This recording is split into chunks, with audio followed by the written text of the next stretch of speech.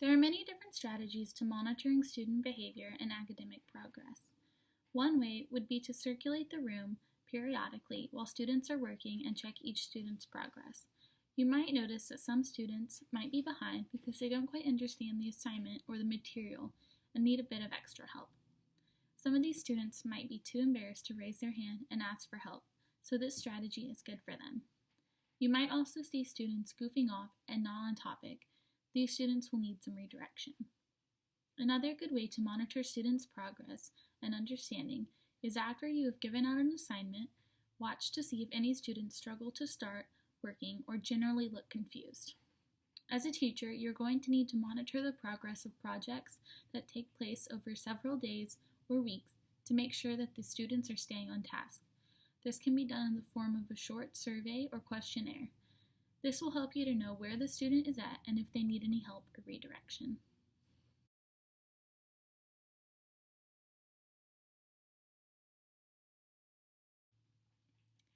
I think it is very important that a precedent is set at the beginning of the school year so that there is consistency in managing procedures, rules, and consequences.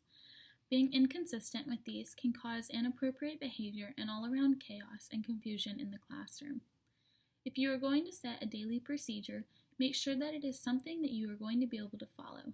For example, if students are expected to work silently during independent work on Monday, the same procedure must be in effect on Tuesday as for the rest of the week. Most teachers will tell you to be aware of the rules you are setting at the beginning of the year. If it cannot be followed every day without exceptions being made, then it will not work. Just like procedures, if the rules are being modified constantly, then there will be confusion. If the consequence for not finishing an assignment is for it to be made up during recess, then you should follow through with it every single time. This shows students that you mean what you say and that they should be working when they are given the time to work, so that they do not have to miss recess.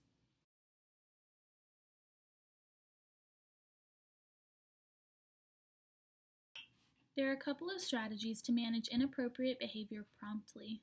For some behaviors, a simple nonverbal cue, such as a firm look, a head shake, or hand signal, will suffice. This lets the student see that you are aware of what is happening and that they need to stop the behavior immediately.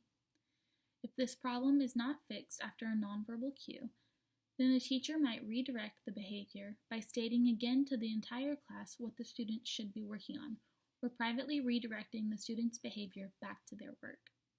Some inappropriate behaviors might need more moderate intervention. One strategy might be withholding a privilege or a desired activity, such as sitting near friends or getting to play for all of recess. This strategy is useful because students enjoy having these freedoms, and if they know that there is a chance that they could lose them based on their behavior, they tend to behave more frequently. For more serious behaviors, extensive interventions will need to take place. These strategies are involved and more time-consuming, but may be more effective in stopping the undesired behavior. Using the think time strategy can be useful in helping students take time to understand why their behavior is inappropriate and what they should actually be doing. Along with this, hallway time may be used. Hallway time might need to be monitored more carefully depending on the student so that students don't wander off. Some students might need just a little bit of time alone to cool down and refocus in the hallway. Another strategy is having a conversation with a parent. This can be helpful so that the parents know what is going on at school, but can also create a sense of accountability for the student's behavior that extends beyond the classroom. If these strategies do not help redirect the inappropriate behavior, then assistance from an administrator might be helpful.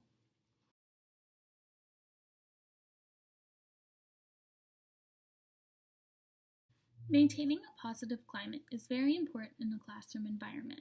Reinforcing the appropriate behaviors lets students know that you are not just looking for the bad things that they do. There are 3 strategies that I think are great ways to reinforce appropriate behavior. First is the social reinforcers. This expresses approval and praise for the appropriate behaviors. These are comments such as, "Good job," and "I can tell you're working very hard." The next one is activity reinforcers. This is when you allow students to participate in things such as games, computer or iPad time, or another special activity. These allow the students to be rewarded for their appropriate behavior and can also be incentive for other students to see what they can get if they behave correctly. The last one is tangible reinforcers. This is kind of like a prize that the student gets to keep, or it can be a certificate that is sent home with the student. Many teachers say that this should be used the least, and students should have to work up to get these prizes. For example, some teachers will use behavior charts, and if at the end of the month students have a certain amount of good behavior stickers on their chart, they will get to draw a prize from the treasure chest.